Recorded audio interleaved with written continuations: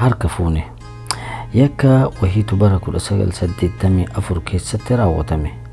Sanbooda poolisoonni yakka kana fala dhabaniif, laakiin wayita qorannoo cimsan ammoo waggaa 195 dura yakkuma kana ka fakkaatu waa hundaan yani waa hedduun walitti dhufa. Sababa kanaatiif yakka kanallee sanillee osoo furmaata hin argatin haga har'aatitti yakki sun keeziin isaa cufamee taa'ee jira. Tayyib mee yakki kun maal akka ta'e haalaallu. Mucattii wahiitu jira Baarbaraa jedhamtii bara 1964 dhalattee biyya Ingilteraa keessatti jechuudha. Mucattiin tun gaafa umriin isii 20 ta'u guyyaa 27 bara 1984 keessatti ji'a May keessatti isii fi hiriyyaan isii bashannana deemnaa jedhanii walii galan. Waan barbaachisu hundaa qopheessanii osoo warratti hin himin jarri lamaan kunniin bahanii gara paarkii yookaan hadiiqaa Haayis jedhamu dhaqan. Sanbooda isii fi hiriyyaan isii kun bashannananii maali jedhanii hiriyyaan isii tun gara manaa galte. Sanbooda warri Baarbaraatu mucattiin maal taate jedhanii cinqamanii asiifachi olii gad dawwaluu jalqaban. Sanbooda hiriyyaa isii tana yaadatanii hiriyyaa isii tanatti bilbilanii gaafatan. Mucattiin si waliin baate naf fakkaata, eessa jirtan jennaan wallaahi anaaf isiin bashannana waliin baane. Sanbooda ani paarkii Haayis jedhamu keessatti dhiiseeni biraa deeme li'annu erga yeroo bareeda waliin dabarsine booda hiriyyaa dhiiraa wahii qabdi, Maayikel Toorentoon ka jedhamu wahii qabdi, isa waliin turaa naan jettee na biraa hafte jette.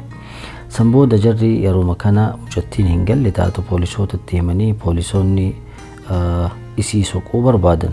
Laakiin iddoon isiin dhumetti argamte paarkingii kana keessa yookaan bakkitee bashannanaa kana keessa waan ta'eef bakkitee bashannanaa kana dhaqan. Sanbooda bakkitee bashannanaa kana keessa osoo soqan haroo wahii biratti, haroo kun hadiiqaa kana keessa jira. Haroo kana keessatti dhiiga hedduu fi kophee mucattii tanaa argan. Sanbooda warri isii waamanii kopheen kun kan mucattiiti, uffatni kun kan mucattiiti, eekee mucattii teennaa jedhanii akka isiin ajjeefamte beekan. Maaliif haroo keessatti darbamtee waan jirtuuf jedhan. Sanbooda haroo tana keessaa yoo tabaasan mucattiin tun gudeedamtee yani siqaayii baay'ee erga argite booda haroo tana keessatti darbamtee duute. Amma yeroo kana namni dhume isii waliin ture eenyu? Maayikel Toorentoon kana. Maayikel Toorentoon fidanii gaafataniin wayita gaafif deebii waliin godhan ani biratti hafee waliin turree waliin bashannannee sanfooda fuudheeni gara baaburaa fide. Iddoo baaburaa fide, baaburaan gala waan naan jetteef iddoo baaburaa fide ani gara mana kiyyaa gale. Sanbooda ani isii yoo hin agarree jedhe. Baadeen khalaas yani Maayikelii kana irratti humaa waan tokko qabuu hin dandeenye. Uffata isii irratti yani gocha yani waan Maayikelii walitti hidhu tokko hin dhaban. Sanbooda keezii kana cufan. Laakiin poolisoonni keezii kana cufne jedhan malee qorannoo isaanii hin dhiifne. Wanni poolisoota ajaa'ibsiise kana booda.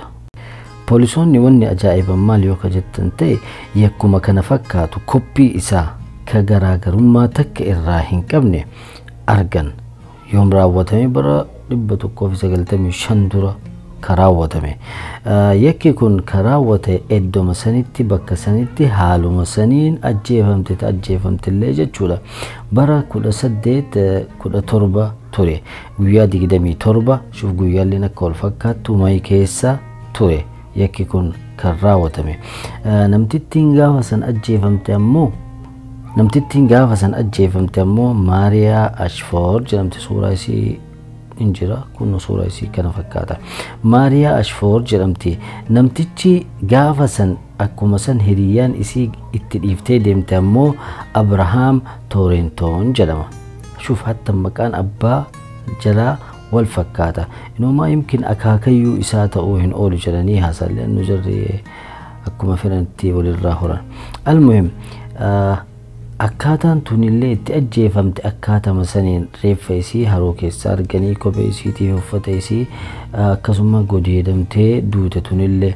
Sanbooda qorattuu warroonni keezii kana qoratan haga haftee yani maal jedhan karaa cufamaa itti dhufan lennu akkamitti akkanatti wal fakkaata wanni hundu sunillee guyyaan isinitti ajjeefamte guyyaa 27 May 27 tunillee inni maqaan isii Maariyaalleen umriin isii waggaa 20 sunillee umriin isii waggaa 20 akkamitti akkanatti wal fakkaachuu danda'a jedhan ammoo akkana jedhan seenaan akkanatti ka copy paste ta'e kun ammoo seenaa akkanaa hedduutu jira seenaan akkanaa ammoo yeroo hundaa formaata hin argatu jedhan poolisoonni ati ammoo ilaalcha keetitti maal fakkaatame kun bara yani waggaa 100 dura wanni uume deebi'ee ka garaagarummaa hin qabne ka maqaan abboota ijoollee wal fakkaatu intalli dubartii fuulatti wal fakkaachuudhaaf ta'an umriin isaanii tokko guyyaa 27 May keessatti lamaanuu haala kanaan lamaanuu gudeedamanii du'a akkasii du'an wanni akkanaa maal siif fakkaata ilaalcha kee keessatti isaan wantoota hedduu dubbatanii ammoo wantoota sanniin yani siif ibsuu hin dandeenye na fakkaata ilaalcha keetitti maal fakkaata viidiyoo biraatiin haga walitti deebinutti nagaan naaf tura